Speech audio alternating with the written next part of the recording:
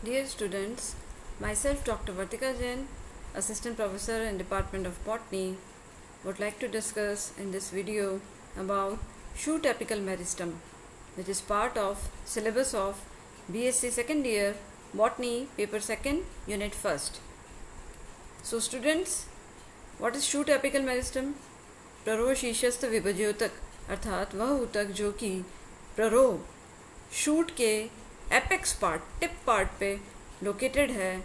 The terminal meristem which is located at the apex part of shoot right above the young leaf primordium, it is known as shoot apical meristem and it is self-determining and autonomous organizing center of plant which give rise to new cells and tissues from which new organs are formed in plant cells. And it is variable in shape and size, width and length, and usually it is radially symmetrical, and at various different stages of development it is variable even in the same plant species. So इस shoot apical meristem के development को, उसकी structure को, function को explain करने हेतु विभिन्न वैज्ञानिकों द्वारा समय समय पर विभिन्न सिद्धांत दिए गए हैं और ये 6 थियोरीज हैं जिनके द्वारा हम इसे एक्सप्लेन करते हैं. First one is apical cell theory, second is histogen theory, third is tunica corpus theory, fourth histogenic layer theory, fifth is anneau initial and meristem d'attente theory, and sixth is cytohistological zonation. और इनमें से first 3 theories को हम इस video में समझेंगे. पहली theory apical cell theory या शीर्षस्थ कोशिका सिद्धांत के नाम से जानी जाती है, जिसे सबसे पहले हॉफमीस्टर द्वारा 1857 में दिया गया था और नागेली द्वारा 1878 में इसे फर्दर डिस्क्राइब किया गया. इस सिद्धांत के अनुसार स्टेम एपेक्स टिप पे एक सिंगल एपिकल सेल मौजूद होती है. शीर्षस्थ कोशिका एक ही होती है और जो टेट्राहेड्रल होती है और जो विभिन्न प्लेन्स में डिवीजन करके प्लांट ग्रोथ में हेल्प करती है. और basically it is this type of apical cell organization. Apical cell it is present in vascular cryptogams, pteridophytes में, ब्रायोफाइट्स में, एल्गी में और कुछ ही सीड प्लांट्स एंजियोस्पर्म्स में देखने को मिला है. हालांकि जब नागेली द्वारा ये दिया गया था तो उस समय एंजियोस्पर्म्स में भी इसी को माना गया था that their apical cell organization is also unicellular, but it was not that, so that's why this theory was dropped later on for angiosperms. और इस फोटोग्राफ में आप देख सकते हैं that on the tip you can find a single apical cell which is tetrahedral और जिसके derivatives द्वारा विभाजन होकर के plant growth होती है. Now the second theory is histogen theory, ऊतकजन सिद्धांत. यह सिद्धांत हैंस्टीन द्वारा 1868 में दिया गया था और इस सिद्धांत के अनुसार ये बताया गया कि जो आवृत बीजी पौधे हैं, एंजियोस्पर्म्स हैं, उनकी शूट एपेक्स में 3 डिफरेंट अलग अलग मेरिस्टेमेटिक जोन्स या लेयर्स देखी जा सकती हैं और उन विभज्योत की लेयर्स को परतों को उन्होंने नाम दिया ऊतकजन, histogen.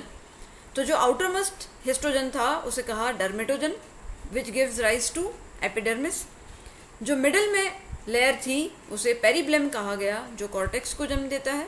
And innermost was termed as plerome जो सेंट्रल सिलेंडर को जन्म देता है. बट बाद की जो स्टडीज हुई दे रिवील दैट इस प्रकार की लेयर्स का कोई मॉर्फोलॉजिकल सिग्निफिकेंस नहीं है and hence this theory was also dropped. So in this diagram you can see that outermost layer dermatozoon will give rise to epidermis, middle one is peribleum give rise to cortex, and third inner core it is plerome which gives rise to central cylinder.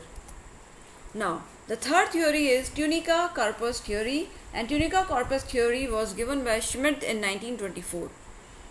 It suggests that there are 2 zones which are present in the apical meristematic zone. तो जो बाहर वाला outermost peripheral zone है उसे tunica कहा और जो inner most zone है, इनर मोस्ट कोर है, उसे कॉर्पस कहा गया. और इन दोनों ही जोन्स की जो ये लेयर्स हैं, इन दोनों को का डेवलपमेंट होने के लिए सेपरेट प्रारंभिक कोशिकाएं होती हैं which are contiguous at the tip. So what is tunica?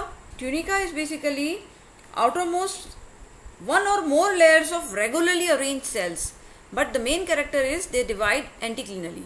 अर्थात उनमें अपनैतिक विभाजन होता है जिसके द्वारा उनकी कोशिकाओं की संख्या बढ़ती है. And corpus is surrounded by tunica but it's character is it divides in various planes, विभिन्न प्लेन्स में डिवाइड करती है। तो ये ट्यूनिका कार्पस थ्योरी दी गई, और ये जो ट्यूनिका और कॉर्पस हैं, इन दोनों के जो नंबर ऑफ इनिशियल्स इन दोनों जोन्स में हैं, they vary in different plant species. हर प्लांट स्पीशीज में अलग अलग होते हैं, और इसीलिए कहा गया कि कुछ प्लांट्स के लिए उसे एपिकल इनिशियल ग्रुप के नाम से जाना गया, जैसे फोस्टर ने बताया, और कुछ प्लांट्स में उसे जोन ऑफ इनिशियल सेल्स के नाम से जाना गया, जिसे स्टैंट ने बताया। परंतु कुछ पौधों में देखा गया कि जो मेंटल की जो सेल्स हैं और कॉर्पस की जो सेल्स हैं, वो सेल्स ट्यूनिका से कुछ मैच कर रही हैं, परंतु ट्यूनिका से डिफरेंट भी हैं, क्योंकि वो एंटीक्लिनल डिवीज़न नहीं कर रही हैं। तो ये कुछ प्लांट फैमिलीज़ लाइक मालवेसी और मोनोकॉट्स के अंदर जिंजिबेरेसी आदि कुछ फैमिली के प्लांट्स में ऐसा देखा गया है स्ट्रेटिफिकेशन। तो वहाँ उन पौधों में एक्सप्लेन इसी थियोरी को आगे करने के लिए पॉफेम एंड चैन द्वारा 1950 में मेंटल कोर हाइपोथेसिस दी गई, और उसके अनुसार शूट एपेक्स है, उसमें दो क्लियर कट हिस्टोलॉजिकल जोन्स हैं। Outer zone is mental which consist of all outer layers of apex and tunica, और ट्यूनिका में उन्हीं को शामिल किया गया, उन्हीं कोशिकाओं को, उन्हीं परतों को विच डिवाइड्स एंटीक्लिनरली। तो जो एंटीक्लिनरल डिवीजन कर रही हैं वही लेयर्स मेंटल में रखी गई। And second, the innermost core जो था, the mass of cells which is surrounded by mantle, it was termed as core. So this was mantle core hypothesis which further explain the tunica corpus theory.